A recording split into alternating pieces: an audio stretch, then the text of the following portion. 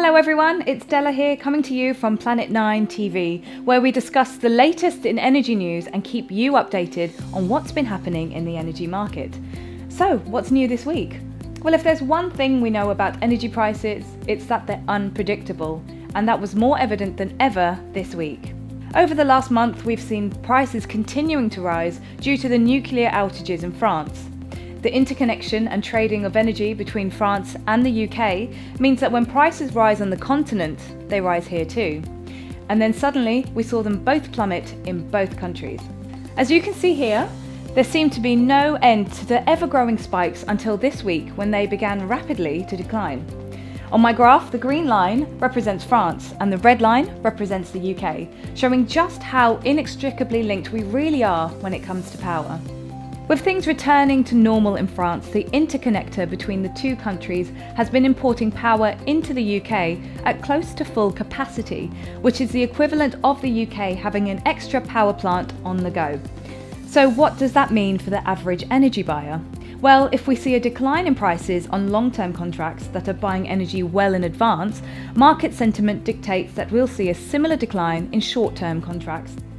And this decline in prices is great for anyone buying energy for the month of December.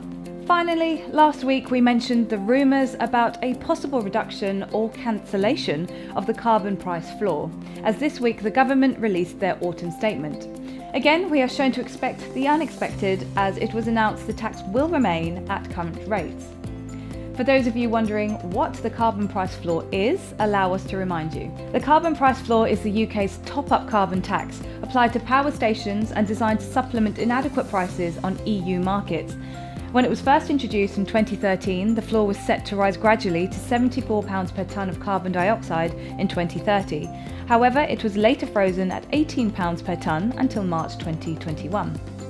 And for those of you wondering why this is important, have a look at this graph here. The carbon price floor has been instrumental in driving coal out of the UK's energy system, which is of course great news for the planet.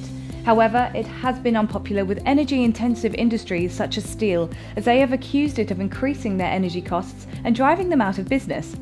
There's also a bit of envy, as their competitors in Europe don't have to pay the same charges. While environmentalists and all those who support the price are relieved that it survived another budget, there's also some disappointment that its continuation into the next decade is not yet assured. I guess when it comes to energy, you can never really tell what's around the corner, which is why it's even more reason to stay at the cutting edge of it all with Planet 9. That's all from me for this week, guys, and I hope to see you again for another Power Market update. Bye!